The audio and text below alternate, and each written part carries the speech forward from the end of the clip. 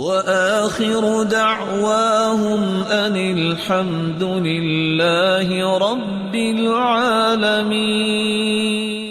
سب سے جامع، سب سے خوبصورت، سب سے آسان رسول اکرم صلی اللہ علیہ وسلم کی زندگی کسی نے پڑھنی ہے تو وہ زاد المعاد پڑھ لے۔ یہ امام ابن القیم رحمۃ اللہ علیہ کی کتاب ہے، 751 ہجری کو یہ فوت ہوئے ہیں۔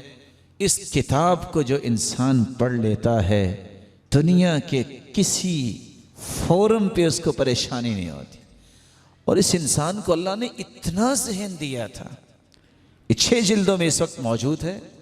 آپ کو یہ کتاب بتائے گی کہ آپ کے کتنے غلام تھے اور غلاموں کے نام کیا تھے، آپ کے کتنے گھوڑے تھے ان کے رنگ کیا تھے، کتنے اونٹ تھے ان کے نام کیا تھے، آپ نے کیسے کیسی پگڑی پہنی اس کا رنگ کیا تھا، آپ صلی اللہ علیہ وسلم نے کس جگہ پہ کیا کیا، یہاں تک کہ آپ کو اللہ کے رسول کی طب کے بارے میں وہ معلومات ملے گی جو آپ کو دنیا کے کسی مطب میں اور طب سکھانے والے نے آج تک سنا ہی نہیں ہوگا۔